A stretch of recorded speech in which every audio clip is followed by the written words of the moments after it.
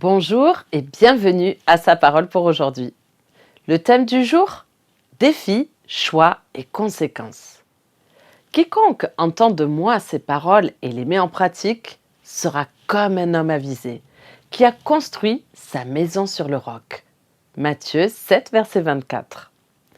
Un jour, Jésus raconta cette parabole.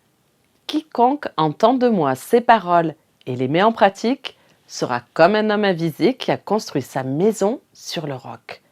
La pluie est tombée, les torrents sont venus, les vents ont soufflé et se sont précipités sur cette maison.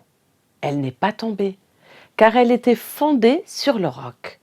Mais quiconque entend de moi ces paroles et ne les met pas en pratique sera comme un fou qui a construit sa maison sur le sable.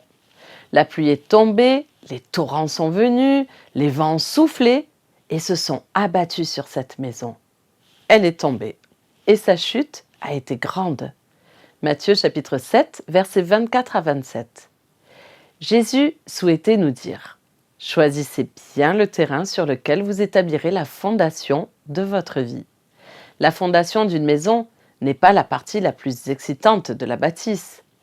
Quand les murs émergent, que les fenêtres apparaissent, la maison prend forme. Mais sans une fondation solide, tout peut arriver en cas de tempête. Celles-ci peuvent prendre la forme de vagues de tentation qui risquent de vous submerger ou d'attaques plus insidieuses, comme une tragédie qui entre dans votre vie et mettra votre foi à l'épreuve. La seule fondation alors valable, le seul roc, est Jésus-Christ. Ni votre Église, ni votre famille ne pourront le remplacer. En lui seul, vous pourrez vous appuyer pour essuyer la tempête et survivre. Vous connaissez l'histoire de la tour penchée de Pise.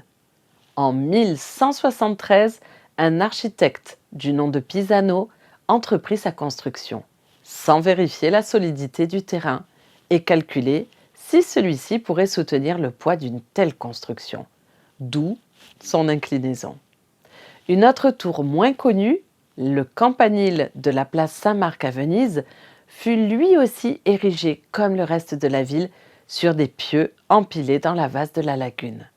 Là encore, l'architecte ne prit pas en compte le poids de l'édifice haut de près de 100 mètres sur des fondations loin d'être solides. Résultat, le campanile s'effondra le 14 juillet 1902, ne laissant qu'un tas de décombres. Il fut reconstruit plus tard, mais la valeur d'une fondation sur le roc n'est plus à démontrer.